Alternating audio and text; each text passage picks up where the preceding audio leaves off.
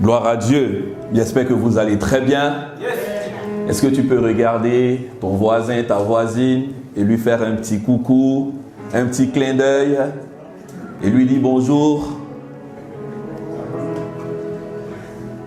N'oubliez pas Missora, voilà, qui est un peu toute seule dans son coin. Alléluia. Gloire à Dieu. J'espère que vous avez passé tous une très très bonne semaine. Je suis très très content de vous revoir, frères et sœurs. Très très content de revoir l'ancien Eugène, que j'apprécie beaucoup. Alléluia. Très content de revoir aussi Victoria, de revoir Dina, de revoir Alison. Alléluia. De revoir aussi, je ne dirais pas mon fils Ange Richard, on s'est vu tout à l'heure. Mais très content de vous revoir. Amen. Gloire à Dieu. Alors aujourd'hui, nous allons continuer dans la longue série que nous avons commencée. La semaine dernière, qui était là? Alléluia. Est-ce que quelqu'un a été béni la semaine dernière? Est-ce que quelqu'un a été béni par la parole? Gloire à Dieu. Alors je disais que c'est une série que nous avons commencée et nous allons continuer dans ce sens. Et j'aimerais simplement que tu puisses disposer ton cœur. Je crois que si tu es là, ce n'est pas en vain. Tu ne t'es pas trompé en étant ici en ce jour. Tu es venu pour recevoir quelque chose. Amen. Et je crois que Dieu a préparé quelque chose de merveilleux pour toi. Donc commence à préparer ton cœur, que ce soit un terrain fertile afin de recevoir la parole de Dieu en toute simplicité. Amen. Gloire à Dieu. Nous allons aller dans les textes de base que j'ai donnés la dernière fois. Pour ceux qui se souviennent, on avait donné 1 Pierre 2, versets 1 à 2. On avait donné aussi Hébreux 6, verset 1. Amen. J'espère que vous n'avez pas oublié vos notes. Hein? Yes. Et je me souviens que j'ai donné aussi un exercice de maison à faire. Qui s'en souvient? Qui s'en souvient? Donc, des étudiants qui ne font pas les exercices. Alléluia. Frères et sœurs, je vous encourage à faire des recherches. Ce n'est pas en vain. S'il y a des choses que Dieu nous met à cœur de partager, ce n'est pas en vain. C'est parce que Dieu a forcément quelque chose pour vous. Donc quand tu prends le temps de t'asseoir dans la parole de Dieu et de chercher, il y aura forcément une parole qui va être déployée pour toi dans la situation que tu vis. Amen. Et même si ce n'est pas tout de suite une situation à venir, où cette parole va résonner dans ton cœur et tu pourras la recevoir comme parole esprit et vie. La Bible nous dit que les paroles que je vous ai données, le Seigneur dit, sont esprit et vie. La parole de Dieu est vivante. Nous devons nous attacher à la parole. La parole n'est pas faite que pour avoir des informations. Oui, c'est vrai qu'il y a plein d'histoires là-dedans, mais qui ont été vécues. Et quand nous prenons le temps de regarder, de lire la parole, c'est pour aussi tirer des leçons, c'est pour aussi tirer des instructions. Amen. Mets la parole de Dieu au défi. Mets la parole de Dieu au défi. Mets Dieu au défi à travers sa parole. Par rapport à une situation que tu vis, prends la parole, cherche un verset qui concerne cette parole et commence à parler à Dieu. Et tu verras que cette parole est manifeste. Alléluia. La parole est vivante. Amen. Amen. 1 Pierre 2, verset 1. 1 Pierre 2, verset 1. Si je peux l'avoir. 1 Pierre 2, verset 1. Rejetant donc toute malice et toute ruse, la dissimulation, l'envie. Est-ce qu'on peut se lever, s'il vous plaît, pour honorer la parole de Dieu? Merci Seigneur. Rejetant donc toute malice et toute ruse, la dissimulation, l'envie et toute médisance, verset 2. Désirez comme des enfants nouveau-nés le lait spirituel et pur, afin que par lui vous puissiez vous croissiez pour le salut. Verset 3. Si vous avez goûté que le Seigneur est bon. Hébreux 6, verset 1. Hébreux 6, verset 1. C'est pourquoi, laissant les éléments de la parole de Christ, tendons à ce qui est parfait, sans poser de nouveaux fondements, du renoncement aux œuvres mortes que nous avons vu la dernière fois, de la foi en Dieu, de la doctrine des baptêmes, de l'imposition des mains, de la résurrection des morts et du jugement éternel. C'est ce que nous ferons si Dieu le permet. Amen. Est-ce qu'on peut acclamer la parole de Dieu? Alléluia. Asseyez-vous s'il vous plaît. Je reviens rapidement sur Hébreux 6 que je lis. L'auteur nous parle ici de 7 doctrines qui sont fondamentales afin de grandir en Christ. La première, c'est quoi? C'est de renoncer. Il disait au verset 1 déjà, c'est pourquoi laissant les éléments de la parole de Christ, tendons à ce qui est parfait. Ce qui est parfait. Nous allons voir tout à l'heure pour parler de ce qui est parfait. Sans poser de nouveaux fondements au renoncement aux œuvres mortes. 1. De la foi en Dieu. 2. De la doctrine des baptêmes. Et qui parle de baptême?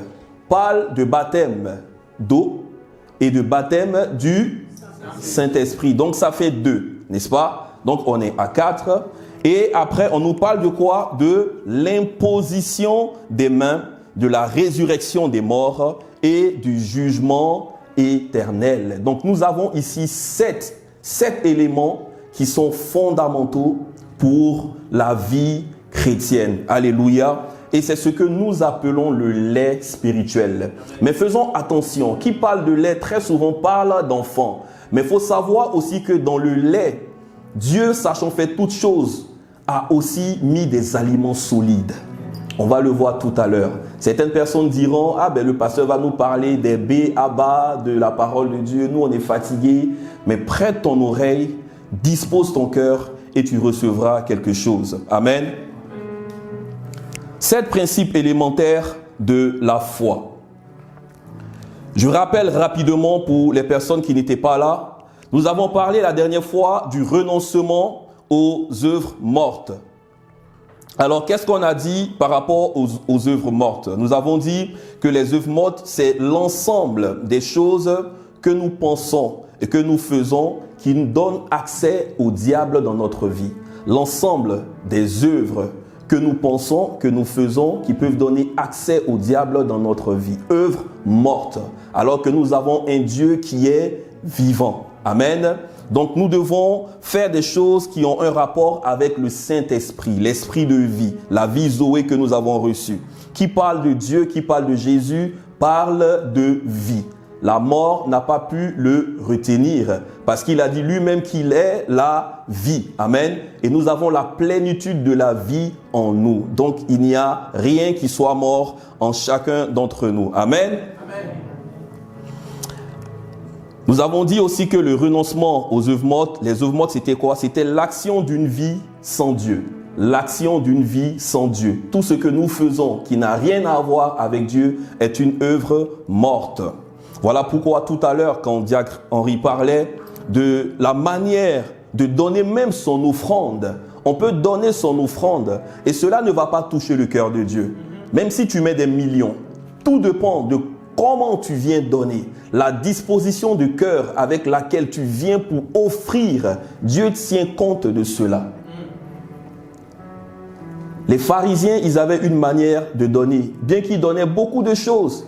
Mais Jésus a vu une vieille dame qui n'avait que 2 pièces et qui a donné tout ce qu'elle avait. Et quand on parle de tout donner, on ne parle même pas en fait des 2 pièces. Peut-être que c'était tout ce qu'elle avait. En vrai, c'était tout ce qu'elle avait. Elle a tout donné. Mais son cœur, la disposition du cœur qu'elle avait pour donner, c'était vraiment quelque chose d'impressionnant. Petite histoire rapidement. Vous savez, à l'époque, j'avais ma grand-mère maternelle qui partait à l'église. Et elle partait souvent, elle n'avait pas d'argent comme ça, comme aujourd'hui. Vous savez, dans les villages, les gens n'ont pas souvent la liquidité comme ça de l'argent. Les gens, en fait, ils vivent avec tout ce qu'ils trouvent. C'est-à-dire, il y a la forêt. C'est comme ça que les gens vivent. Ils se lèvent le matin, il va aller dans la forêt, il va aller chercher peut-être son truc à manger. Elle va aller regarder dans le poulailler si une poule n'a pas peut-être pondu. Et c'est comme ça que les gens vivent. Mais c'est pas comme ici, peut-être tu sors, tu vas aller chez le boulanger avec la baguette et autres. Et un jour, elle a pris des choses qu'elle avait chez elle, qu'elle avait rassemblées, et elle est allée avec à l'église. Et quand elle est arrivée, elle voulait faire son offrande et les gens l'ont repoussée. Et ça démontre aussi aujourd'hui à quel point les gens ne comprennent pas le sens de ce qu'on appelle offrande véritablement. L'offrande, ce n'est pas que l'argent, c'est la disposition de ton cœur. Alléluia. Donc je vous encourage, frères et sœurs, à aussi prier. Quand vous venez donner votre semence, vous devez parler là-dessus. C'est pour honorer Dieu. Qu'est-ce que tu dis quand tu viens donner? Et l'homme de Dieu l'a dit, l'Église n'est pas pauvre. Jésus n'est pas pauvre. Dieu n'est pas pauvre. C'est à lui qu'appartient l'or et l'argent. Amen. Donc pour ne pas venir donner et puis après être frustré, tu vas dire oui, j'ai semé, je n'ai rien eu. Mais tout dépend de la condition de ton cœur quand tu viens faire ton offrande. Amen. Les pratiques religieuses extérieures sans transformation intérieure. Et là, nous avons parlé aussi des pharisiens. Les œuvres de la chair, Galates 5, verset 19, tout est mentionné là. Et aussi les tentatives humaines afin d'obtenir une justice propre. Ça, ce sont les œuvres de la chair. Toute personne qui fait quelque chose croyant qu'il mérite, personne ne mérite quoi que ce soit. Il n'y a qu'en Christ que nous avons la victoire. Celui qui a tout donné, c'est notre Seigneur Jésus-Christ, afin que nous puissions aujourd'hui être là. Amen. Je vais dans la transition pour parler du thème d'aujourd'hui. Le thème aujourd'hui, on dira un sous-thème, Saint-Esprit, aide-moi à grandir. Est-ce que tu peux le répéter après moi? Saint-Esprit, aide-moi à grandir. Qui désire grandir ici? Qui soupire? Ne regarde pas ta taille pour te dire que non, tu es trop grand. Non. Sois humble. Nous aspirons tous à grandir. Même moi, j'aspire à grandir encore avec Dieu. Tant que nous serons sur cette terre, on doit toujours aspirer à grandir avec Dieu. Lisons Matthieu 18, versets 1 à 3. Matthieu 18, versets 1 à 3. Et nous allons voir quelque chose. Je crois que pour ceux peut-être qui prennent le temps de suivre et de regarder un peu le cours des messages, on peut voir qu'on est un peu dans ce qu'on avait vu précédemment. Matthieu 18, verset 1. En ce moment, les disciples s'approchèrent de Jésus et dirent, « Qui donc est le plus grand dans le royaume des cieux ?» Verset 2. Jésus, ayant appelé un petit enfant, le plaça au milieu d'eux. Verset 3. Et dit, « Je vous le dis en vérité, à chaque fois que vous lisez la parole de Dieu et que vous voyez, je vous le dis en vérité, ou bien que Jésus dit, je le dis en vérité, restez là, ne bougez pas. » C'est qu'il y a quelque chose d'important que le Seigneur veut nous dire. Je vous le dis en vérité, si vous ne vous convertissez et si vous ne devenez comme des petits enfants, vous n'entrerez pas dans le royaume des cieux. Amen. On l'a vu la dernière fois, ce passage, pour ceux qui s'en souviennent, quand on a parlé de la sagesse du petit enfant. Amen. Et c'est vraiment quelque chose de très très intéressant. Ce que Jésus est en train de dire ici, nous allons voir tout à l'heure l'exemple même du Seigneur Jésus-Christ. Très important de savoir que quand nous apportons une parole, nous devons toujours prendre comme référence le Seigneur Jésus. Amen. Convertissez-vous et devenez comme des petits enfants. Qui parle d'enfant parle de quoi? Parle d'humilité. Un enfant, il est humble. Un enfant, il écoute. La dernière fois, on avait vu les caractéristiques du petit enfant. On a dit que l'enfant, il oublie vite. L'enfant ne garde pas des choses dans son cœur. L'enfant, il est humble. Amen. Et nous aussi, nous devons aspirer. Mais comment nous qui avons grandi, on peut encore aspirer à devenir des petits-enfants? C'est quand même difficile, hein? C'est pas en âge, non. On ne te dit pas de revenir encore, comme il avait dit Nicodème. Comment est-ce que je peux naître de nouveau? Il a posé une question pour lui qui était le docteur en Israël. Mais la question paraissait stupide. Elle paraissait stupide. Mais Nicodème n'avait pas la révélation de ce que c'était que la nouvelle naissance. Naître de nouveau, c'est le plus grand miracle qui puisse arriver à un être humain sur la terre. Amen. La nouvelle naissance. Quand tu sais que tu es enfant de Dieu. Souvent, tu as du mal à l'expliquer. Mais les gens, quand ils te regardent, ils te disent « Waouh, tu n'es plus pareil. Tu as changé. Tu es rayonnant. Qu'est-ce qui se passe dans ta vie ?» Est-ce qu'on t'a déjà posé ce genre de questions dans ton entourage? Est-ce qu'on t'a déjà posé ce genre de questions? Est-ce qu'on t'a dit « Mais tu es maintenant plus la même personne, c'est comme si tu es une autre personne ?» C'est une très bonne question. Parce que quand on est de nouveau, la parole nous dit quoi? De Corinthiens 5, 17, les choses anciennes, toutes choses sont devenues nouvelles. Tu nais en nouveauté de vie. Et c'est quelque chose de merveilleux. Pendant que je parle, en fait, je le ressens encore comme si c'était hier. C'est quelque chose d'extraordinaire, la nouvelle naissance. Comment Dieu peut accomplir un sacrifice aussi parfait? Et nous allons le vivre, naître de nouveau, expérimenter son amour. Et ce même Dieu, après, va nous laisser livrer à nous-mêmes. Réfléchissons un peu, frères et sœurs. Ça aurait servi à quoi? Et moi, souvent, je le dis. Mais Seigneur, si tu devais m'abandonner, ça serait mieux que tu me laisses dans le monde. Mais je ne pense pas que Dieu nous fait naître de nouveau. Lui-même qui nous a attirés à lui afin de nous laisser comme ça. Voilà pourquoi la parole dit qu'il a pour nous des projets de paix et non de malheur. Et nous devons nous connecter au Saint-Esprit afin de découvrir ce que Dieu a pour nous. Qui parle de se convertir, parle de quoi? Parle de se détourner de notre ancienne nature, notre ancienne vie, donner dos à la vie du passé et regarder maintenant vers Jésus-Christ. Jésus lui-même est l'exemple parfait de la conversion pour devenir un enfant. Regardons ensemble quelque chose. Luc 2, verset 42. Nous allons lire Luc 2, verset 42 jusqu'au verset 52. Prenez des notes, s'il vous plaît, frères et sœurs. Prenez des notes et après, allez encore méditer là-dessus.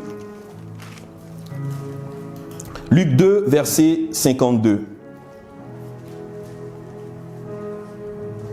Verset 42, pardon. Verset 42. La Bible nous dit quoi? Lorsqu'il fut âgé de quel âge? De 12 ans. Ils y montèrent, selon la coutume de la fête. Puis quand les jours furent écoulés et qu'ils s'en retournèrent, l'enfant Jésus resta à Jérusalem. Regardez de qui on parle ici. On parle de Jésus, mais on parle de lui comme un enfant. Donc Jésus a été un enfant. Le Jésus qui est allé sur la croix, celui-là même qui était saint, qui a donné sa vie pour toi, est d'abord venu comme un enfant. Matthieu 1, on peut le voir dedans. Il est né d'une femme qu'on appelle Marie. On connaît tous l'histoire. Dieu fait quelque chose de tellement extraordinaire. Et c'est ça aujourd'hui le fondement de notre vie. Et il y a les gens dans les religions qui diront, mais comment Dieu peut venir dans un corps de chair? Les frères musulmans disent quoi? On ne peut pas mélanger Dieu avec une créature. Et c'est ça le mystère du christianisme. Dieu qui vient dans un corps de chair. C'est ça le mystère. Le mystère de tous les temps révélé. À qui? À chacun d'entre nous. Quand tu es né de nouveau, est-ce que tu as eu cette révélation? Si aujourd'hui quelqu'un te disait, pourquoi on dit que Jésus est Dieu? Comment tu vas lui répondre? Vous savez, souvent même les mots ne suffisent pas. Même les mots ne suffisent pas. On essaie de prendre souvent certains exemples, mais on sait au fond qu'on doit d'abord passer par une étape afin d'avoir la compréhension de ce que Jésus a fait pour nous. Amen. Et voilà pourquoi les gens qui vont poser des questions, rester dans la raison, ne pourront jamais comprendre. Quand ils ouvrent le cœur, et c'est là qu'ils reçoivent cette révélation de ce que Jésus a fait pour eux réellement. Et cela est arrivé à chacun d'entre nous. N'est-ce pas? J'espère pour tout le monde. J'espère pour tout le monde. Est-ce que tu es né de nouveau? Est-ce que tu es né de nouveau? Si quelqu'un ne connaît pas la nouvelle naissance, on pourra en parler après. Amen. Amen. Jésus, notre Seigneur, la parole dit que l'enfant Jésus resta à Jérusalem. Son père, sa mère ne s'en aperçut pas. Croyant qu'il était avec leurs compagnons de voyage, ils firent une journée de chemin et le cherchaient parmi leurs parents et leurs connaissances. Mais ne l'ayant pas trouvé, ils retournaient à Jérusalem. Pourquoi? Pour le chercher. Au bout de 3 jours, ils se trouvèrent dans le temple, assis au milieu des docteurs, les écoutant et les interrogeant. Jésus est assis au milieu des docteurs, en train de faire quoi? En train d'écouter des enseignements. Quelqu'un dira, mais il est Dieu, il savait tout. Jésus, quand il est venu en tant qu'un enfant, il ne savait pas tout. Ça, je sais que les gens ils vont se dire, pasteur, qu'est-ce qu'il est en train de nous dire? S'il est né comme un enfant, comment est-ce qu'il peut tout savoir là tout de suite? En fait, Dieu a fait quelque chose pour nous simplement donner l'exemple. Pour nous montrer que même s'il est venu dans un corps de chair, mais il ne va pas tricher. Il s'est fait homme afin de pouvoir faire quoi? Il a dit quoi? Il a dit, si vous êtes tentés en toutes choses, sachez que moi aussi, j'ai été aussi tenté en toutes choses. Donc Dieu ne va pas tricher. Il ne viendra pas dans toute sa puissance, dans toute sa majesté et venir faire genre, venir faire semblant. Comme si nous, après tout ce que nous vivons comme souffrance, lui aussi ne l'a pas vécu. Non, il vit les mêmes choses que nous vivons aujourd'hui. Les souffrances que nous traversons, Jésus aussi les a aussi rencontrées aussi à la croix et même dans sa vie. Philippiens 2, verset 5. On va voir ça là. Au moins, ça pourra éclaircir. Après, on revient sur Matthieu 2, 46. Philippiens 2, verset 5. Rapidement, s'il vous plaît. Philippiens 2, verset 5. Ayez en vous les sentiments qui étaient en Christ, en Jésus-Christ. Verset 6. Lequel existant en quoi?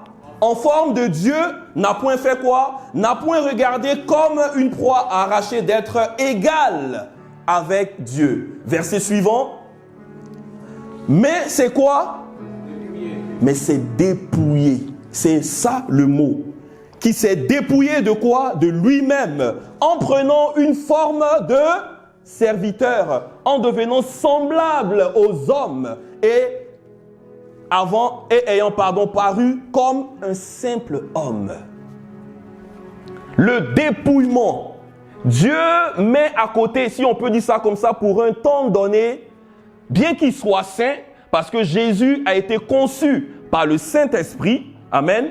Donc lui, il n'avait pas ce qu'on appelle le vieil homme. Non, comme les autres hommes. Adam est né, Adam n'est pas né en fait d'une femme, Adam a été créé. Et tout de suite, il était saint dans le jardin avec Ève. Quand le péché est rentré, c'est là où la nature adamique a pris place et le vieil homme a commencé à aller dans tous les hommes. Mais Jésus, quand lui, il vient, il est conçu du Saint-Esprit et donc, qu'est-ce qui se passe? Il n'a pas cette nature pécheresse.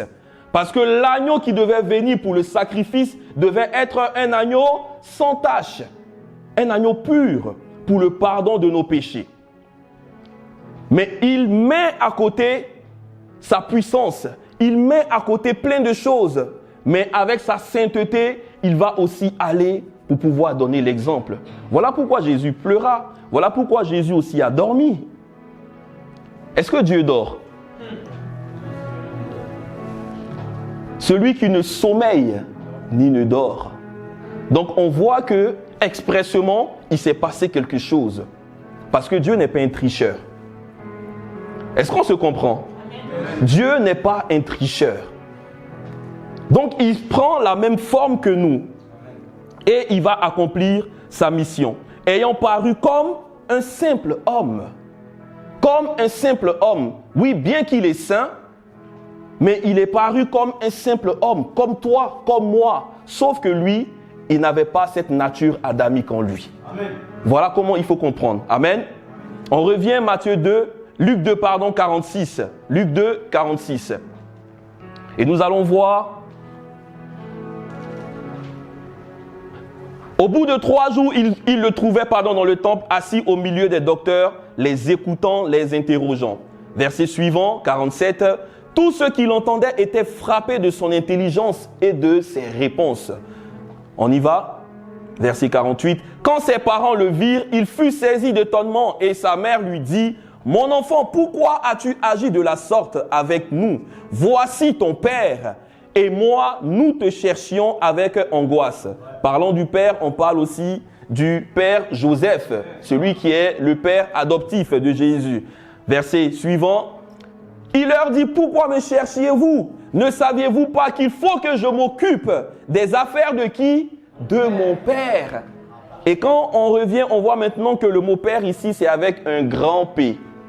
Le père, revenons dans le verset précédent, quand on parle du père Joseph, c'est avec un petit P. C'est des choses qu'il faut comprendre. Là, on parle de la source, le Abba, celui qui est la source de toutes choses. Dieu est la source. Au verset 49, verset 50, mais il ne comprit pas ce qu'il leur disait. Verset 51, puis il descendit avec eux pour aller à Nazareth. Il leur était soumis. Jésus était soumis à ses parents. Jésus, le Fils de Dieu, il vient sur la terre, il est soumis à ses parents. À qui es-tu soumis? Aujourd'hui, il y a les chrétiens de maison. Beaucoup de chrétiens de maison. Vous savez, on est vraiment dans une guerre spirituelle. Vous voyez tout ce qui se passe en ce moment sur les réseaux sociaux et autres. Il y a même eu encore des choses qui sont passées là, hier, avant-hier encore. Moi, je suis très content. Vous savez pourquoi? Je suis très content parce que ça prouve que ça dérange le monde. Le diable n'est pas content. Donc là, il joue ces dernières cartes-là. Il cherche tous les moyens. Mais comme ça a été le cas autrefois, ça sera encore le cas pareillement. Parce que quand lui, il croit qu'il veut peut-être détruire, Dieu aime cela. Il a cru qu'il allait tuer le Seigneur Jésus, mais Dieu a changé le mal en bien. Dieu est capable de prendre des choses où on se dit il n'y a plus d'espoir afin de se glorifier. Et c'est ce qu'il veut faire pour toi. Quand tout le monde dit que c'est fini, qu'il n'y a plus d'espoir, c'est là où Dieu prend le relais. Dieu n'est pas un homme pour mentir, la parole dit, ni un fils d'homme pour se repentir. Sa mère gardait toutes ces choses dans son cœur. Verset 52, le verset qui nous intéresse.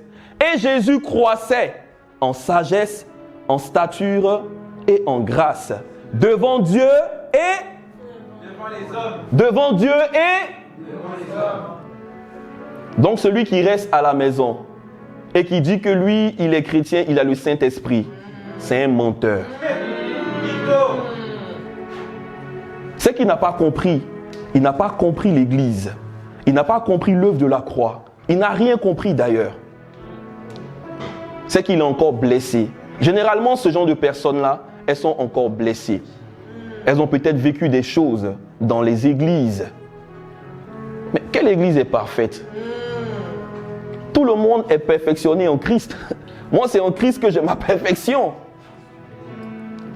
Personne ne va dire qu'il est parfait. On est perfectionné en Christ. C'est en ce que Jésus a fait que nous avons notre perfection. La Bible nous dit quoi? Que nous sommes appelés des saints. On est appelés saints pourquoi? Est-ce que c'est parce qu'on fait des choses pour mériter une sanctification quelconque? Non. Qui va dire qu'il n'a jamais péché? Qui lève la main? Je lui lance la Bible tout de suite. Personne ne va dire qu'il n'a jamais péché. Mais on a été justifiés par la grâce, grâce au sacrifice de notre Seigneur Jésus-Christ. Jésus fait quoi? Il croissait en sagesse, en stature et en grâce devant Dieu et devant les hommes. Est-ce que Dieu croit? Est-ce que Dieu grandit? Non. Dieu est Dieu. La Bible dit quoi? En lui, il n'y a aucune ombre de variation. Donc, ça nous montre encore que Jésus était un enfant qui est né et qui a suivi un certain parcours, un modèle de vie. Et cela doit nous parler. Dieu lui-même donne l'exemple parfait en la personne de Jésus-Christ. Donc, si Dieu a donné cet exemple-là, c'est que nous aussi, on doit le suivre. Parce que Jésus est notre modèle. On doit marcher comme lui, afin aussi de croître et de grandir. Celui qui dit qu'il est déjà grand, c'est qu'il n'a pas rencontré le Seigneur Jésus. C'est qu'il ne le connaît pas. Jésus est appelé l'ancien des jours. Il est l'alpha et l'oméga, le commencement et la fin. N'est-ce pas? Mais si lui-même il est venu s'humilier et qu'il est passé par un parcours, pourquoi toi tu dis que toi tu es déjà grand? Parce que tu as fait 20 ans dans le Seigneur. Et ça, c'est souvent le discours des personnes qui ne sont pas humbles. Moi, j'ai 45 ans dans le Seigneur. Moi, je respecte les gens qui ont des années dans le Seigneur. Il faut les honorer. Il faut les honorer, il faut les respecter. Mais quand on veut peut-être prendre ça pour peut-être humilier peut-être le jeune frère qui est peut-être dans la foi depuis 3 ans, 4 ans, même 2 mois, c'est que non, on n'a pas compris l'évangile. C'est qu'on n'a pas compris l'évangile. C'est qu'on n'a pas compris l'évangile. Il n'y a pas de grade, non. Dieu fait des dons à l'église, mais personne ne va dire qu'il est plus gradé que quelqu'un. À chacun d'entre nous, il a été donné quoi? Une mesure de grâce. Donc quand tu sais la grâce que Dieu t'a accordée, tu te contentes de ça et tu marches dans la mission que Dieu t'a donnée.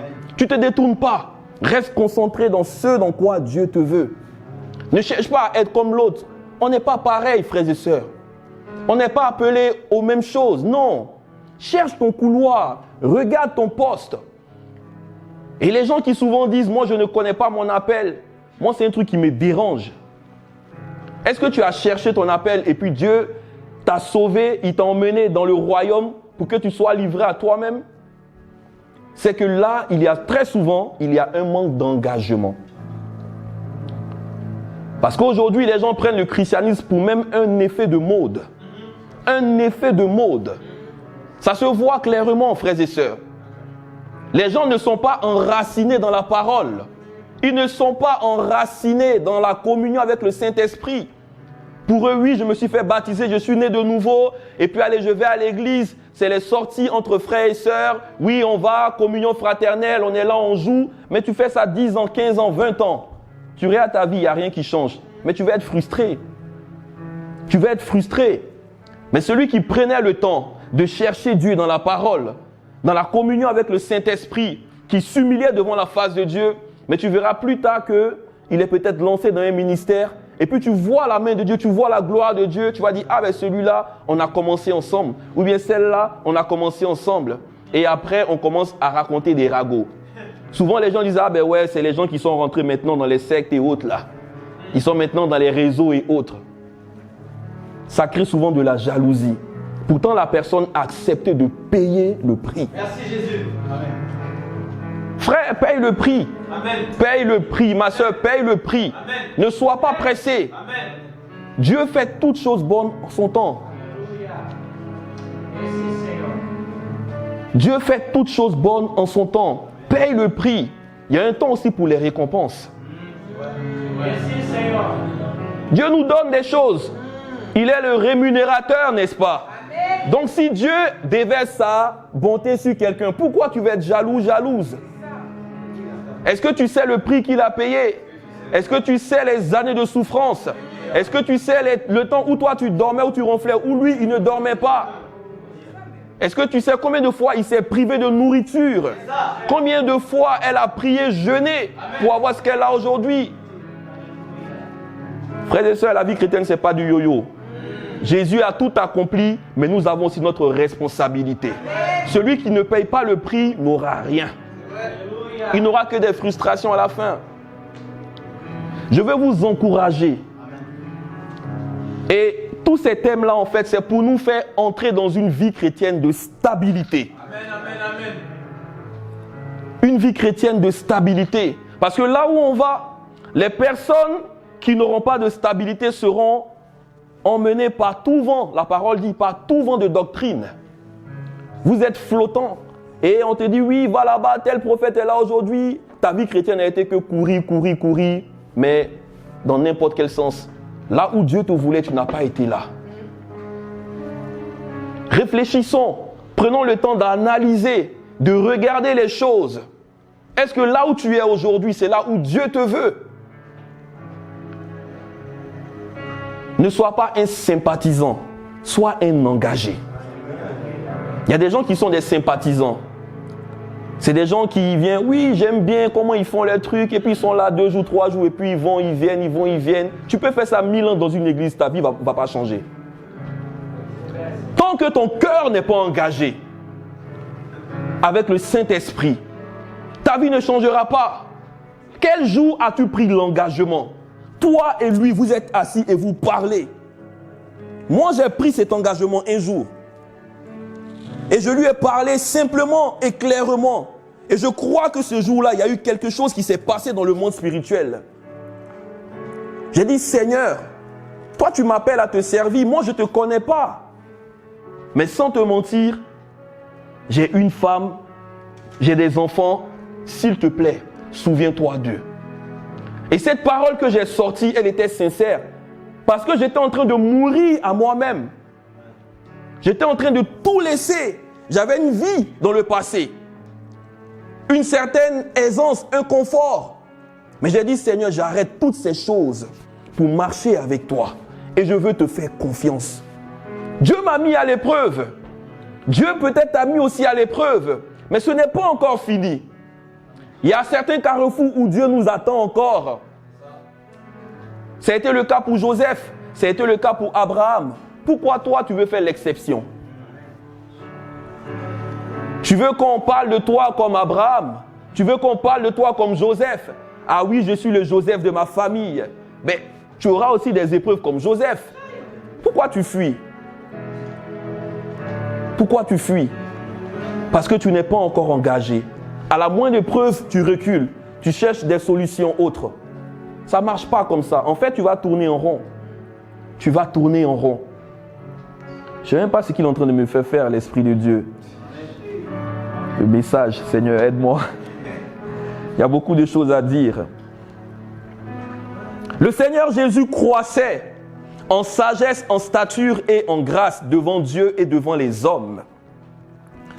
Dans le royaume, tu peux noter ça, la maturité de quelqu'un, sa croissance se mesure à sa capacité de devenir un enfant. Dans le royaume de Dieu, la maturité et la croissance d'une personne se mesurent à sa capacité de devenir un enfant. C'est-à-dire à devenir une personne humble. Plus tu avances avec Dieu, plus l'humilité doit être vue en toi. L'orgueil doit mourir. Une sœur disait, on va t'emmener à la morgue. Et c'est vrai, c'est le seul royaume où pour vivre, il faut d'abord mourir. La mort avant la vie. Le Seigneur Jésus a donné sa vie. Il est mort. Et le grain de blé qui est tombé en terre et qui est mort produit du fruit. S'il n'y a pas de mort, il n'y a pas de fruit. S'il n'y a pas de mort, il n'y a pas de fruit. Ésaïe 7, verset 14. On va voir quelque chose ensemble. Ésaïe 7, verset 14. Pour parler du lait spirituel. Ésaïe 7, verset 14.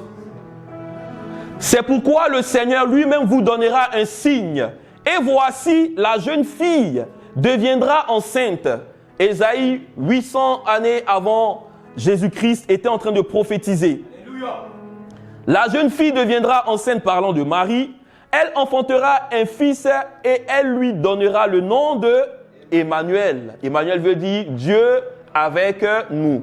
Dans Matthieu, on nous parle aussi du Emmanuel, Dieu avec nous. Jésus vient, il est Dieu avec nous. Verset 15, il mangera quoi? De la crème et du miel, jusqu'à ce qu'il sache rejeter le mal et choisir le bien. Jusqu'à ce qu'il sache. Donc Dieu ne savait pas. Dieu avec nous, est-ce qu'il savait ou bien il ne savait pas? Ça, c'est des questions qui peuvent tourmenter des gens ici. Il faut aller chercher. Jusqu'à ce qu'il sache rejeter le mal et choisir le bien. Jésus savait tout. Ou bien il ne savait pas tout. Question. Mais tout à l'heure, on l'a lu, Philippiens 2, versets 5, 6, 7 et autres. Il est venu dans un corps de chair. Donc, il s'est lui-même soumis. N'est-ce pas? Et j'ai dit tout à l'heure qu'il n'avait pas le vieil homme. Donc, quand il allait dans le temple, il partait pour faire quoi? Pour être enseigné. Il s'asseyait devant les rabbins, devant les docteurs de la loi. Et il écoutait. Et il regardait ce qui était bien ou pas, selon les enseignements qu'il recevait. Qui parle du lait? Parce que la crème, ça veut dire le lait. N'est-ce pas? On ne parle pas de crème pour la peau, hein. Attention. Hein? Non, on parle de crème, c'est le lait. D'accord? Et du miel. C'est deux types d'enseignements. Le lait spirituel, c'est ce que nous sommes en train de voir. Et qui parle aussi du miel aussi, c'est un autre type aussi d'enseignement. Le lait spirituel, ce sont les fondements. C'est ce que nous sommes en train de voir. Regardez, jusqu'à ce qu'il sache quoi? Rejeter le mal et choisir le bien. Revenons dans 1 Pierre 2, verset 1. On va voir la même chose qui est écrite. 1 Pierre 2, verset 1. Rejetant donc toute malice. Rejetant donc toute malice et toute ruse, la dissimulation, l'envie et toute médisance. Dans certaines versions, on dit se débarrassant. Rejetant. Donc, à travers les enseignements, Jésus aussi était en train de recevoir quelque chose. Et la parole de Dieu nous parle de quoi? Nous parle du lait spirituel. C'est quoi le lait spirituel? Le lait spirituel, ce sont tous les messages de base, les messages fondamentaux qu'un chrétien doit connaître pour grandir en sagesse, en stature et en grâce. Et c'est ce que nous avons vu aussi dans Hébreux 6, verset 1, qui parlait de quoi? Du renoncement aux œuvres mortes, doctrine des baptêmes, n'est-ce pas? Donc, tous ces enseignements sont le lait spirituel. Une personne qui ne boit pas le lait n'aura pas une certaine solidité dans la foi, n'aura pas une certaine stabilité dans la foi. Un bébé, quand il naît, il fait quoi? On lui donne le lait. Regardez le miracle de Dieu. Comment Dieu, dans sa sagesse, quand une femme est enceinte déjà, le lait commence à se stocker dans le sein. Et on sait que quand l'enfant va naître, c'est la première chose. Même si on est dans une période de crise ou bien de quoi que ce soit, l'enfant aura toujours à manger. Ça, c'est la sagesse de Dieu. Et nous avons aujourd'hui la parole de Dieu. Qu'est-ce qu'on en fait, frères et sœurs? Qu'est-ce qu'on fait de tous ces enseignements fondamentaux? Est-ce que tu prends le temps de savoir c'est quoi même l'œuvre de la croix? Par exemple, si on te dit l'œuvre de la croix, c'est quoi?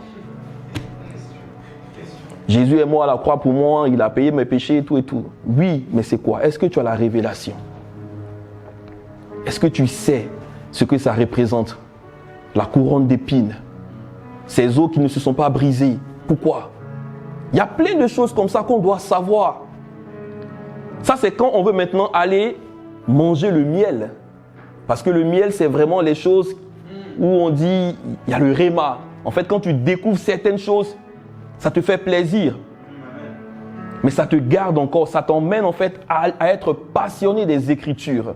Le lait, c'est une obligation pour être solide. Et après, tu peux encore découvrir mieux. Mais comme j'ai dit, dans le lait, il y a aussi des choses solides. Et nous allons le voir tout à l'heure. Deux types d'enseignements. La crème qui est le lait et le miel.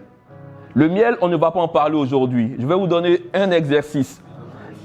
Lisons rapidement Proverbe 24, verset 13. Et ça, je vais le demander la semaine prochaine par la grâce de Dieu. Proverbe 24, verset 13. Lisons quelque chose. Rapidement, s'il vous plaît. Proverbe 24, verset 13.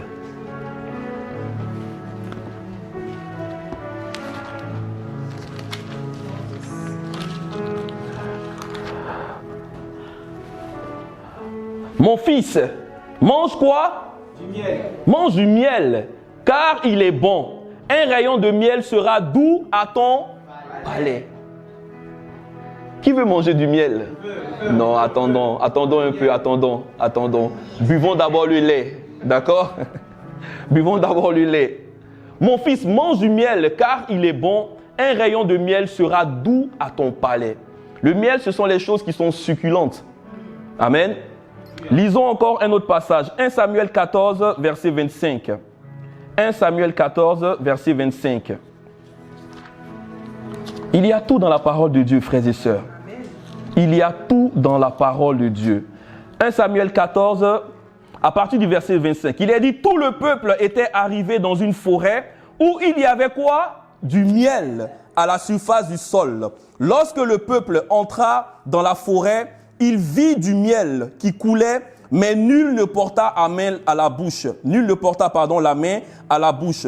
Car le peuple respectait le serment. Jonathan ignorait le serment que son père avait fait faire au peuple. Il avança le bout du bâton et qu'il avait à la main et il plongea dans un rayon de miel et ramena à la main à la bouche.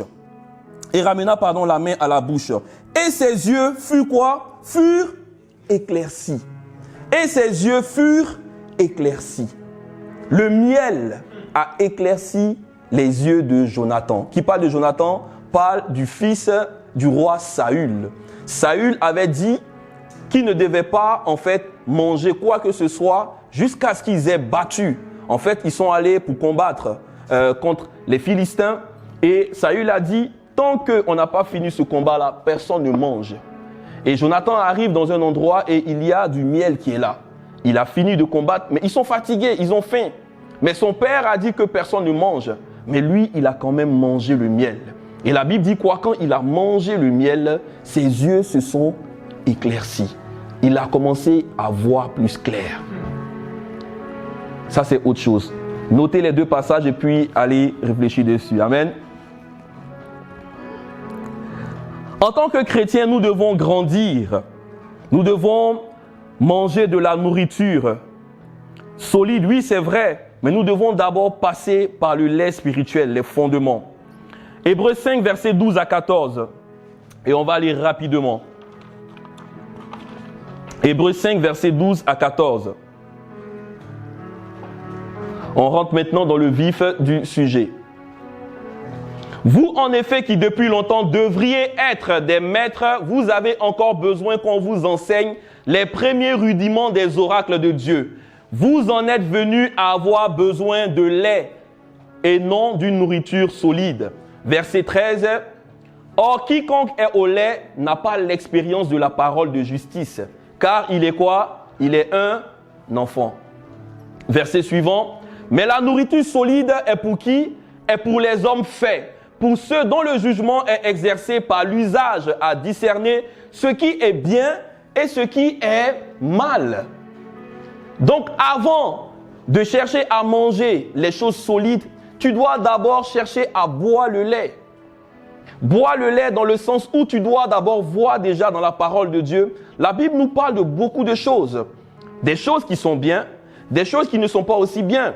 Si on te parle de Abraham, Abraham a fait des choses bien. Abraham a aussi fait des choses qui ne sont pas bien. Et toi, tu dois tirer des leçons des erreurs d'Abraham. Tu dois tirer des leçons des erreurs de Adam, de Ève. Tu dois tirer des erreurs des personnes qui ont fait des erreurs. David, il a fait des choses bien. Mais il a aussi fait des erreurs. David a commis un gros péché dans la Bible. Est-ce qu'en tant que chrétien, tu dois suivre ce que David a fait? Non. Il a commis l'adultère. Donc tu ne dois pas en fait être un homme qui fait cela aussi. Mais en tant que quelqu'un qui était dévoué à Dieu, qui allait dans le combat face au Goliath, qui obéissait à son père, qui était soumis à ce que son père disait, qui gardait les brebis de son père, il honorait son père. David a honoré aussi le roi Saül. Bien qu'il ait la possibilité de le tuer, il ne l'a pas fait. Donc on doit regarder dans la parole de Dieu les choses qui sont bien. Et nous devons tirer des leçons et vivre comme ça.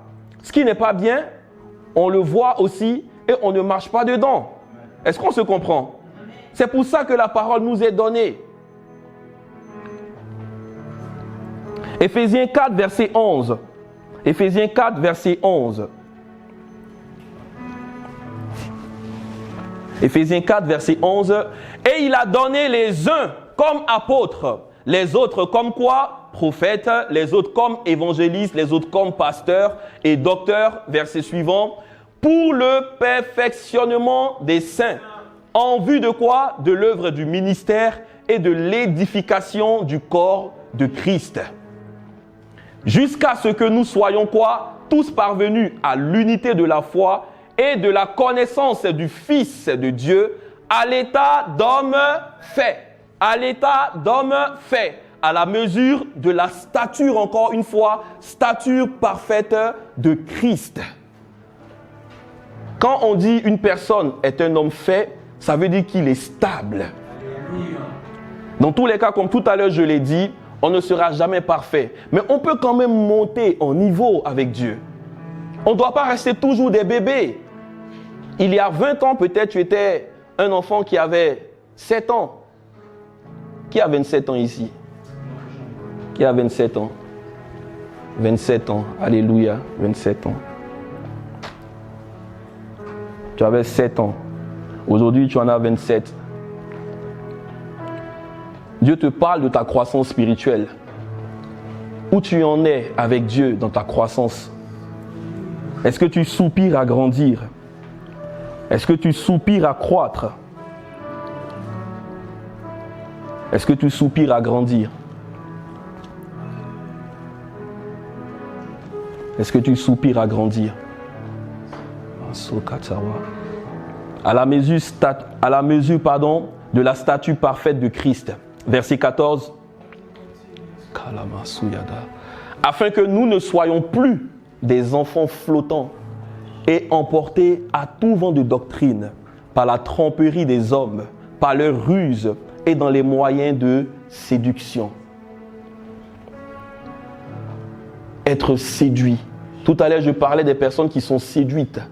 Celui peut-être qui est assis sur son écran derrière et qui critique les églises, qui critique les pasteurs, qui critique les chrétiens, c'est qu'il a été ballotté par tout vent de doctrine. Il est allé partout, sauf dans la parole de Dieu. On peut aujourd'hui être chrétien et puis aller dans tous les événements chrétiens, dans tous les concerts, dans plein de choses. On peut faire plein d'activités, mais manquer la cible. La cible, c'est la parole de Dieu. Amen. Si tu n'as pas de relation avec cette parole, tu seras emporté. C'est-à-dire, tu es un chrétien. La parole dit quoi? Dans le livre de Daniel, on dit peser, peser, compter, compter. On regarde, il n'y a rien. Tu as été trouvé faible. Quand on te pèse aujourd'hui, ton poids spirituel, il équivaut à quoi? Qu'est-ce que tu peux donner comme parole qui va faire fuir un démon? Qu'est-ce que tu peux dire comme déclaration sur la vie de quelqu'un et on verra un changement réel? Pour qui as-tu prié depuis longtemps et tu as vu qu'il y a quelque chose qui s'est passé dans la vie de cette personne? Je te mets au défi. Regarde une personne dans ta famille, ou bien ton mari, ou bien un proche, ou bien ta femme, une personne, et commence à prier pour elle jusqu'à ce qu'il y ait un exaucement. Est-ce que tu as déjà fait ça? Est-ce que tu as pris le temps d'intercéder pour quelqu'un jusqu'à ce que tu vois un changement? Qui a été sauvé par ton canal? Qui t'a vu un jour et puis l'a regardé et il t'a appelé, il a dit « Waouh, ta vie m'inspire. Je sais qu'il y a quelque chose qui se passe. »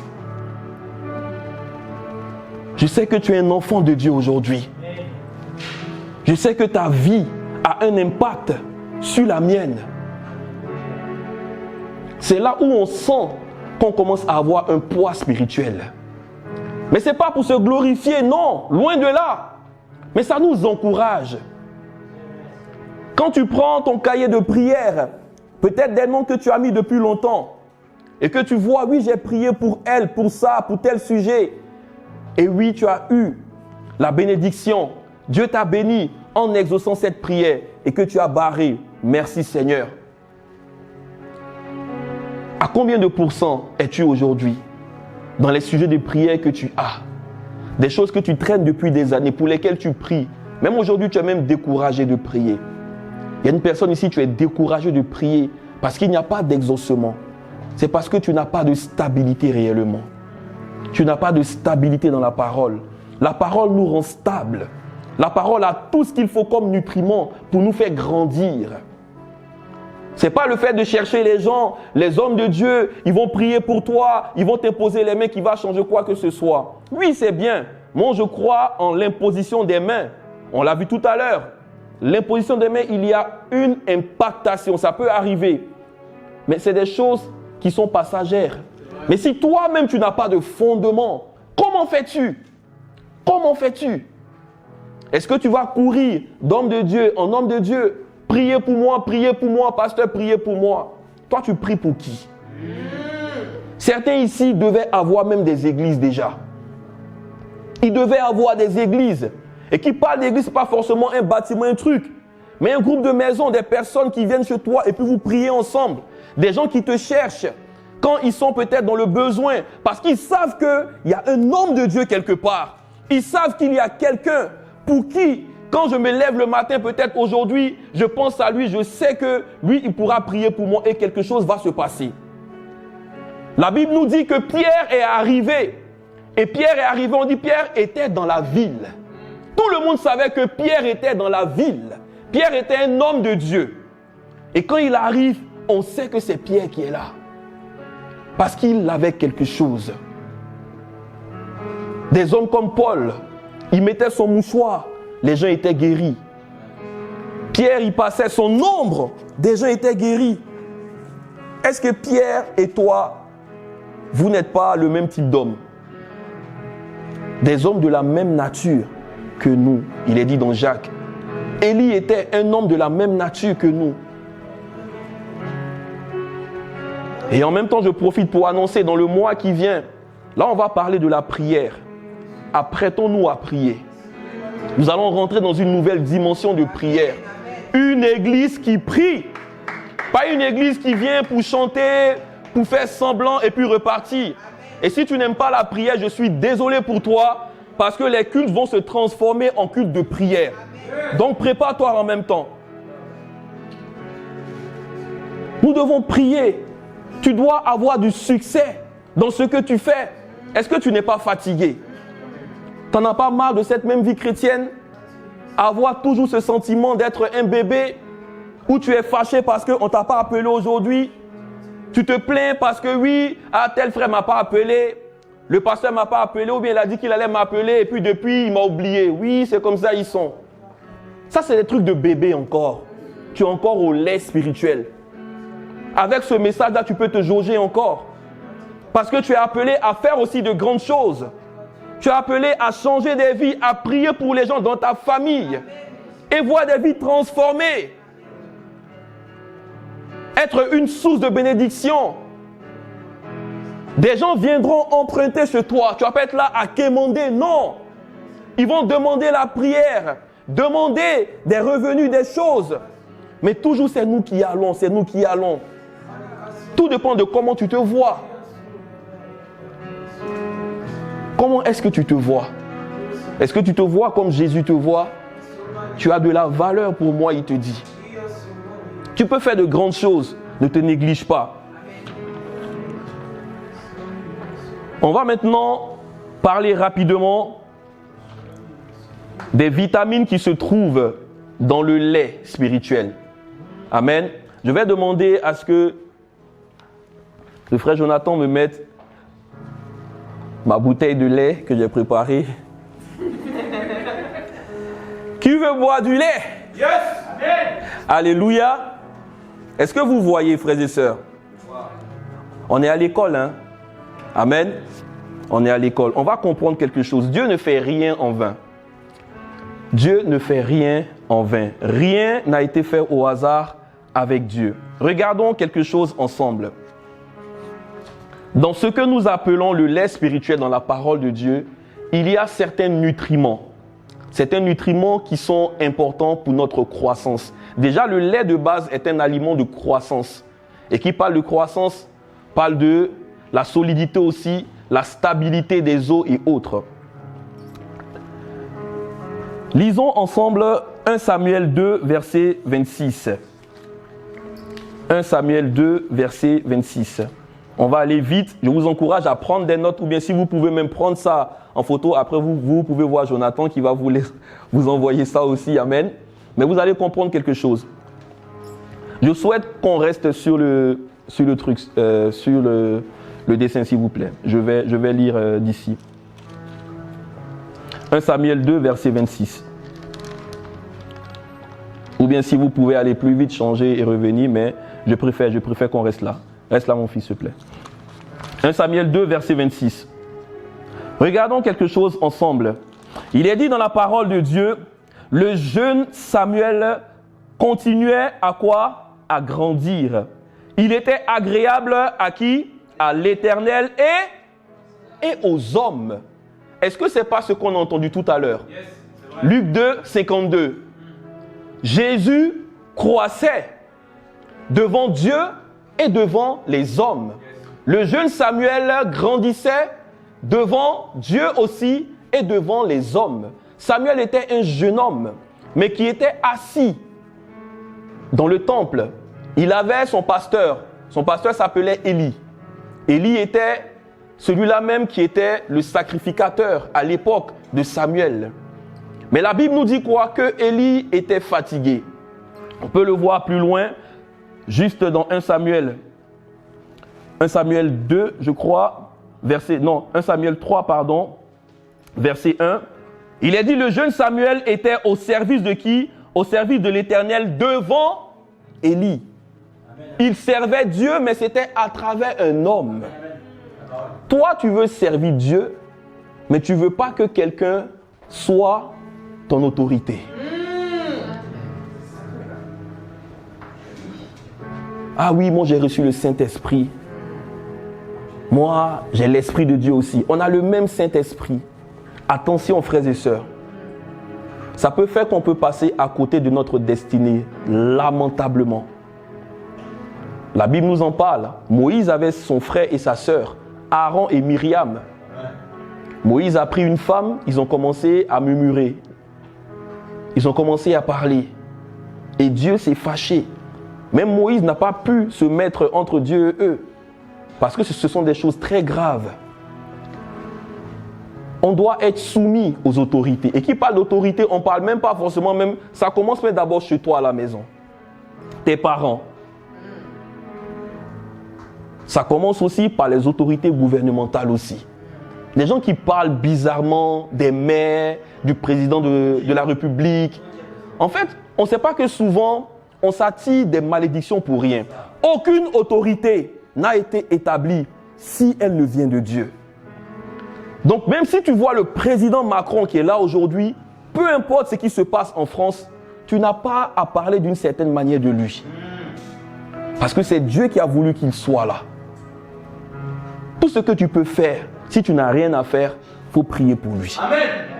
Tu ne peux pas prier aussi, laisse le gars dans son coin. Je vous l'ai dit en vérité, frères et sœurs, ce sont des choses simples, hein, des choses simples, mais qui peuvent fermer une destinée. Ce n'est pas ton ami. Si on te met là devant lui, tu vas bégayer. Mais comme peut-être tu le vois derrière un écran, ah oui, ah Manou, comme... les gens ils parlent bizarrement. On ne doit pas avoir un tel langage en tant que chrétien. Et quand tu es sensible à l'Esprit de Dieu, il y a des choses que tu ne dis pas. Tu ne te mets pas dans certaines conversations. Et très souvent, c'est au travail que ça arrive.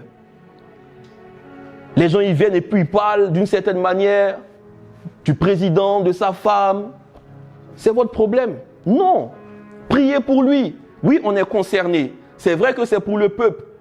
Mais attention, il faut savoir parler. Ne dénigrez pas les gens. Ne critiquez pas les gens.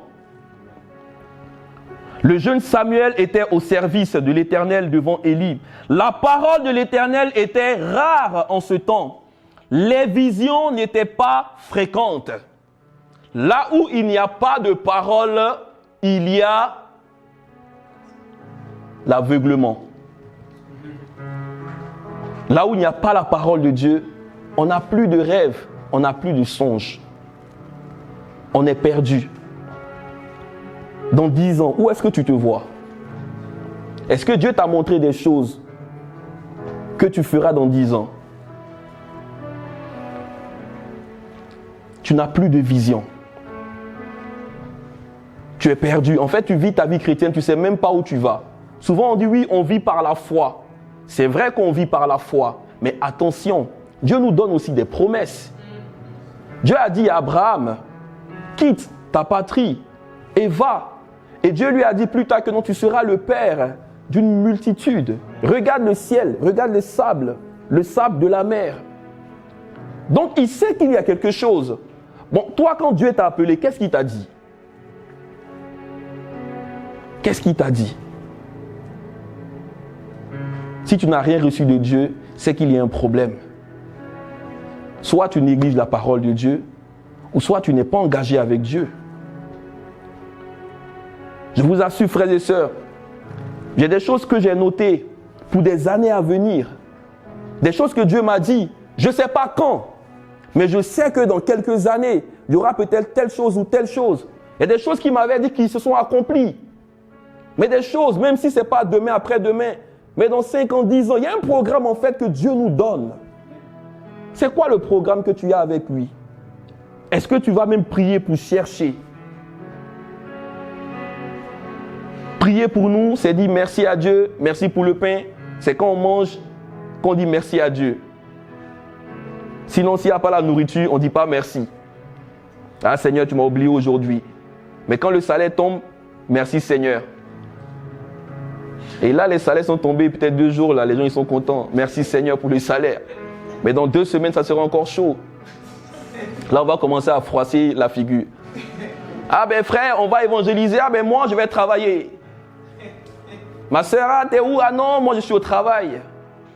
Mais là, on va aller peut-être, voilà. Frères et sœurs, on doit être engagés.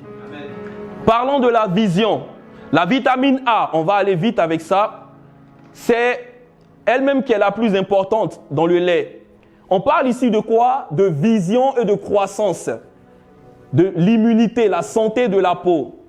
Alors là où il n'y a pas de parole de Dieu, comme on l'a vu tout à l'heure, la parole dit quoi? Il n'y avait pas de vision.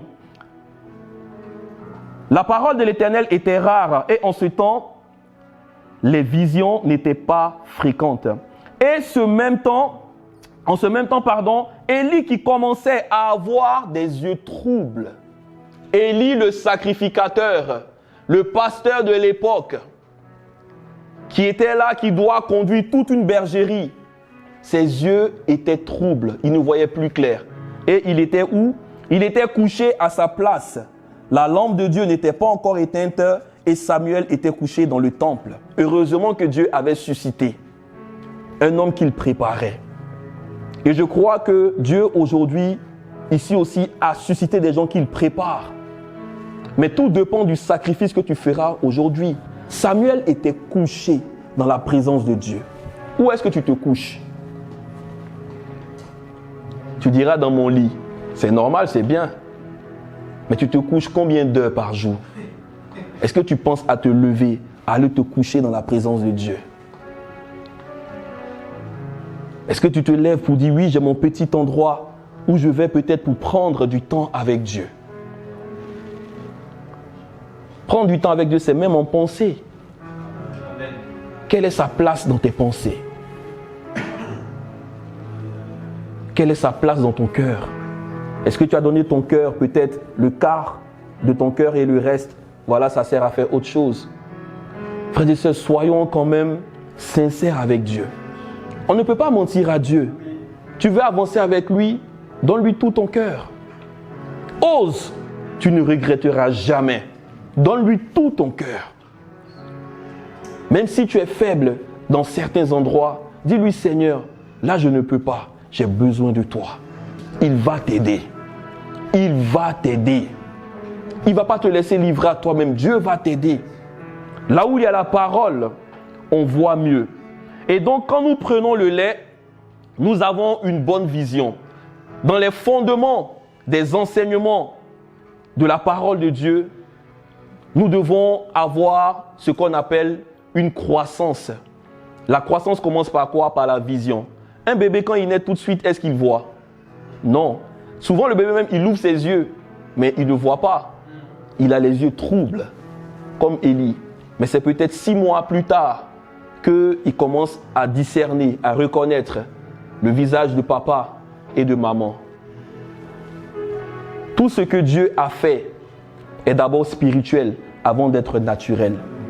La vie du bébé, on peut voir Dieu en contemplant la vie d'un bébé. En regardant le processus, on peut voir Dieu, la manifestation de Dieu. Dieu est partout.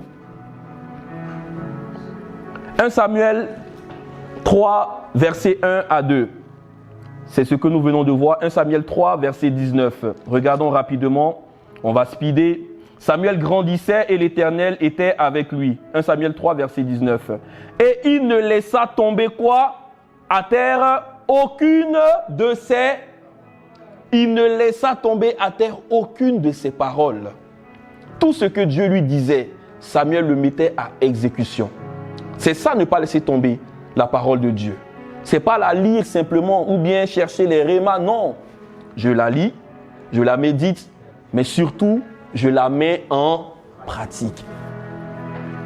L'évangile, l'épître de Jacques, nous parle. La parole de Dieu, elle doit être pratique. Si tu dis les choses que tu ne vis pas, ben tu ne fais rien, mon ami. Tu n'as rien fait. C'est en vain. En fait, tu veux impressionner les gens avec ce que tu sais. Frère, si tu savais combien de fois je prie pour ne pas venir dire des choses ici et puis ne pas les vivre moi-même. Parce que la première chose, c'est d'abord ce que tu vis. Tu es d'abord avant de dire ou bien de faire. C'est ce que tu es qui parle mieux que ce que tu diras. Ce que tu es prêche mieux que ce que tu dis.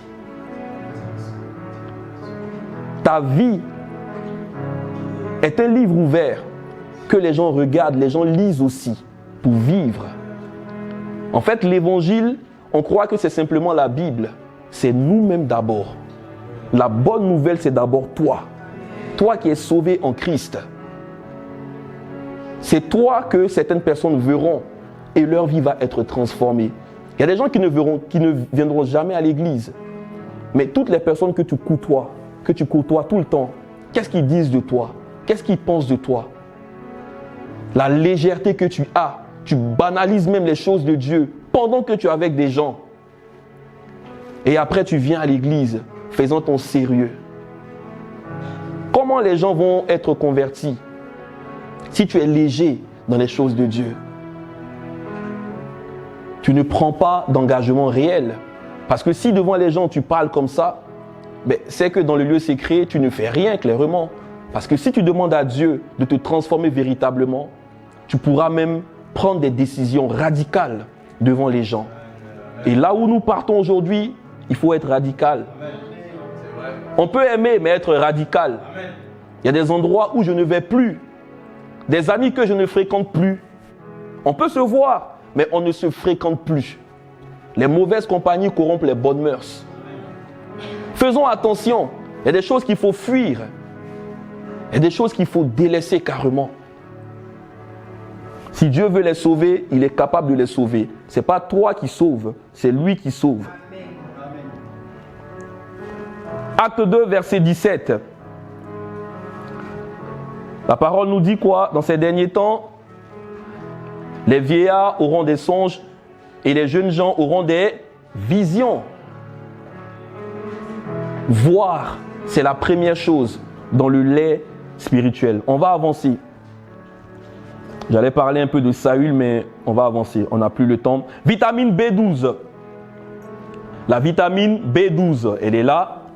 Est-ce qu'on voit? On dit la formation des globules rouges et du système nerveux. Qui parle de globules rouges parle de quoi? Parle du sang. Amen. Il faut savoir que les globules rouges, elles font quoi? Elles transportent l'oxygène vers les organes et les tissus du corps. Et l'oxygène de notre vie, c'est une personne. C'est le Saint-Esprit. Amen. Le Saint-Esprit, quand tu prends en hébreu, l'esprit, c'est le roi. Et ça veut dire quoi? Le souffle.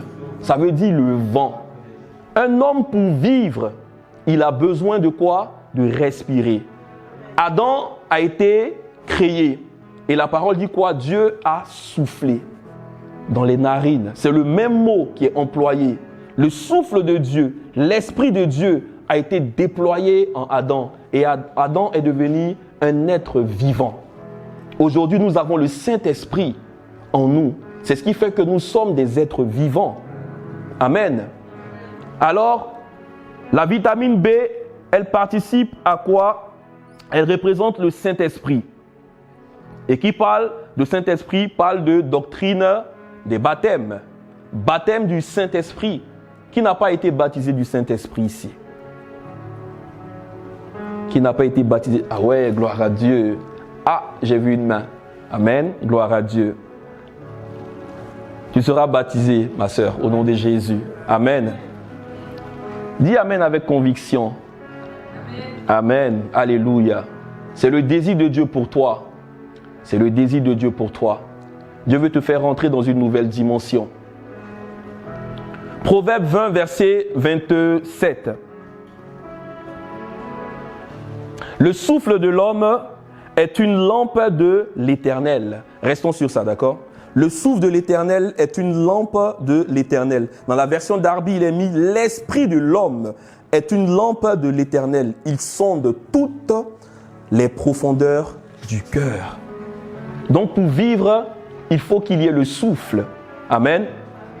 La vitamine D, elle nous parle de quoi? Elle sert à quoi? Elle sert à rendre les os solides et aussi les dents solides. Amen.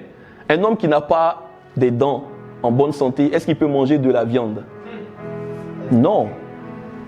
On veut les aliments solides pendant qu'on a des problèmes de dents. Mais tu peux aller chercher une bonne santé des os. Qui parle des os parle de la stabilité. Les os, c'est ce qui fait que non, quand on prend le squelette humain, c'est grâce aux os solides que nous arrivons à tenir. Mais si ton os a un problème, tout de suite, par exemple, l'os il est cassé, tu ne pourras pas marcher. Tu auras ce qu'on appelle un handicap. Et il y a beaucoup de chrétiens malheureusement qui sont handicapés. Parce qu'ils n'arrivent pas. Ils n'arrivent pas à marcher. Mais la Bible nous dit quoi? Jean 19, verset 32. On va voir quelque chose rapidement. Jean 19, verset 32. Regardons quelque chose de merveilleux ensemble qui s'est passé à la croix du Calvaire. Jean 19,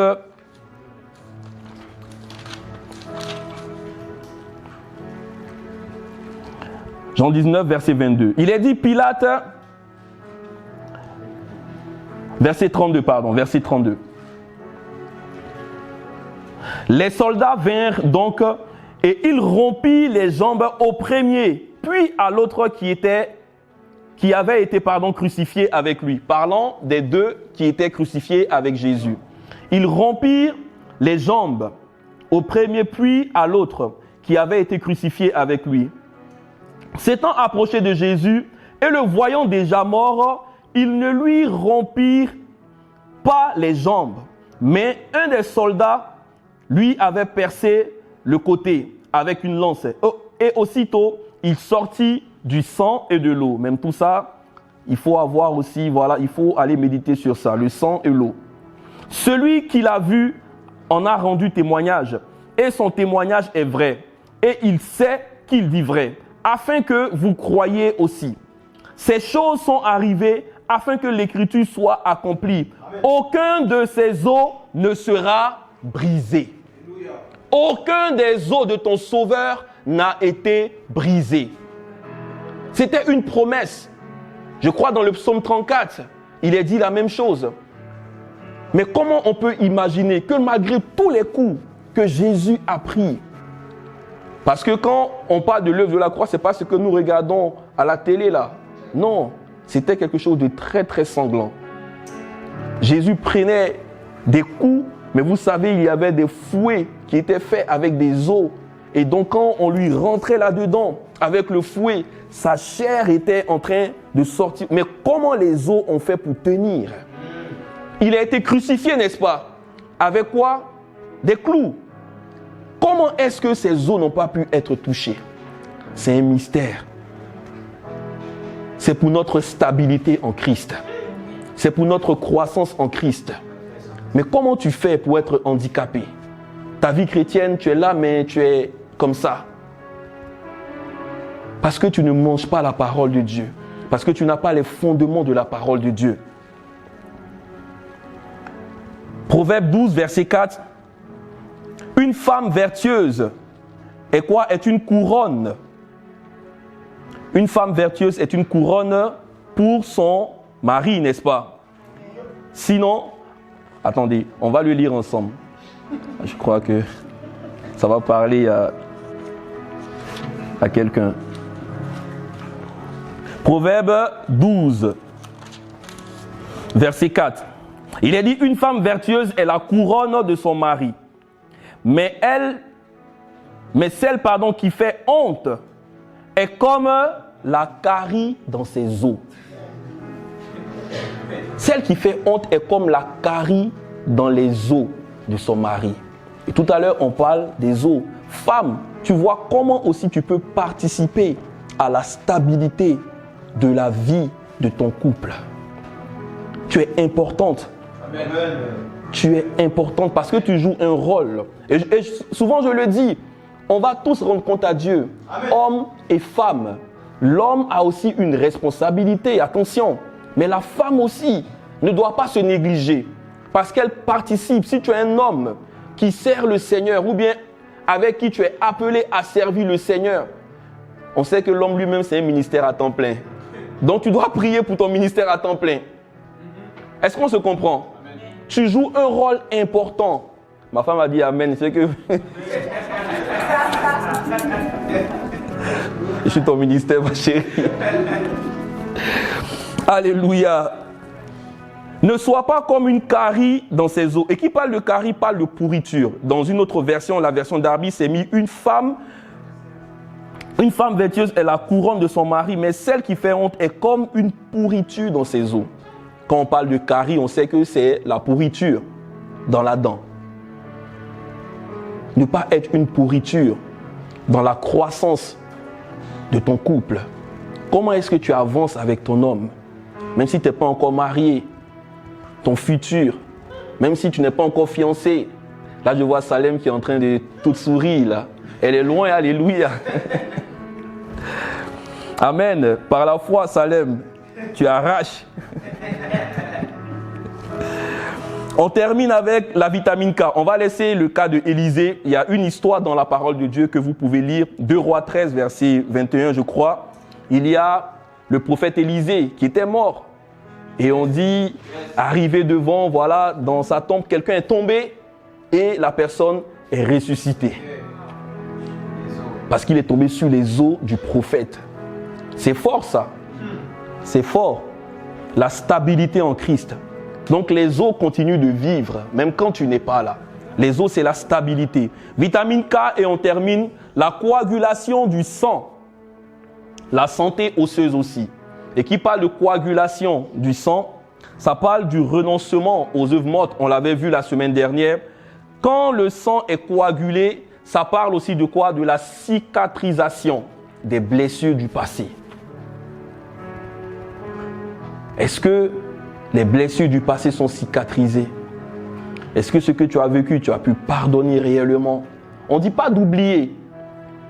On ne dit pas de toujours. Non, mais pardonner. Être prompt à pardonner. Ne pas garder des choses à l'intérieur qui vont se pourrir en nous et faire de sorte que notre relation ne sera pas bien avec Dieu. Parce que quand tu gardes la pourriture en toi, ben, c'est comme quelqu'un qui est en prison en fait. Tu emprisonnes une personne. Et une personne qui est en prison, c'est en prison qu'on fait tous nos besoins. Imagine-toi, quelqu'un que tu as emprisonné et il est en toi. On doit relâcher.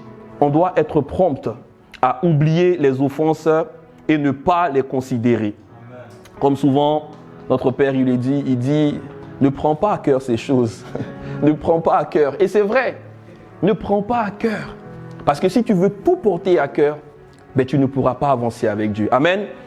On va se lever et nous allons prier.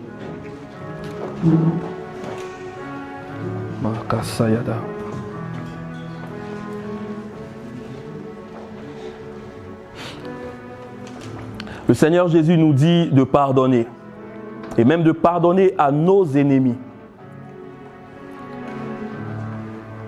Et tu vas aujourd'hui être dans une position de repentance.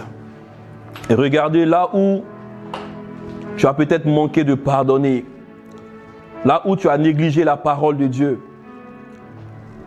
Là où tu as traîné, tu as manqué la cible durant toutes ces années. Là où Dieu te voulait exactement. Et dans la désobéissance, tu as peut-être fait autre chose. Là où tu sentais dans ton cœur que tu devais peut-être retourner pour peut-être demander pardon à quelqu'un. Et jusqu'à aujourd'hui, tu ne l'as pas fait.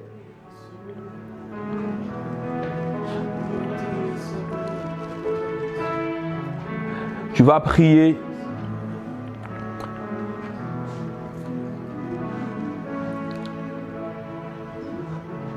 Commence à ressasser. Commence à regarder les bontés de Dieu dans ta vie.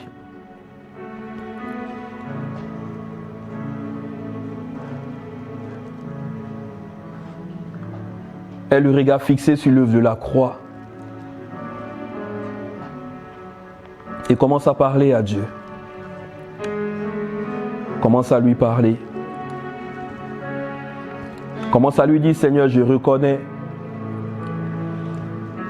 que je n'ai pas renoncé. Je reconnais que j'ai gardé longtemps cette personne. Je reconnais que la blessure a mis du temps à cicatriser parce que j'ai aussi négligé ta parole. Ta parole est esprit et vie. Et je crois que pour moi, c'est la vie que tu veux et non pas la mort. Tu veux me voir en pleine et bonne santé spirituelle. Tu veux me voir grandir. Tu veux me voir en train de profiter de cette vie chrétienne merveilleuse, de cette relation, cette communion que tu as tissée avec moi par ton Fils Jésus-Christ. Seigneur, aujourd'hui, je veux prendre la décision de revenir de plus belle à toi, la décision de t'ouvrir mon cœur, la décision de ne plus faire semblant et de reconnaître mon besoin de toi en toute humilité.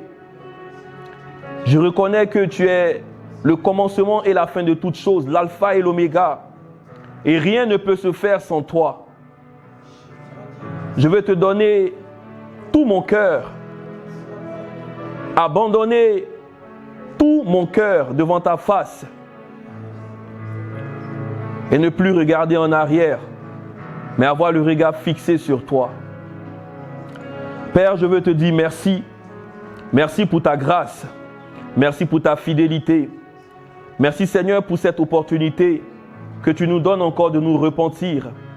Nous croyons que par ton sang précieux qui a été versé à la croix, Seigneur, tu nous pardonnes toutes nos iniquités. Père, je prie que ces paroles, Seigneur, soient scellées dans le cœur de chaque personne ici présente. Qu'un frère ou une sœur qui va peut-être regarder, que ce soit sur les réseaux sociaux, soit aussi impacté, Seigneur. Car tout le désir, Seigneur, que tu as pour nous, c'est que nous puissions croître et que nous puissions rentrer pleinement dans la mission que tu as pour nous. Seigneur, nous ne voulons plus être des enfants flottants et envoyés par-ci, par-là, par tout vent de doctrine, mais nous voulons avoir une stabilité en toi. Nous avons besoin, Seigneur, de toi. Nous avons besoin de toi, Saint-Esprit.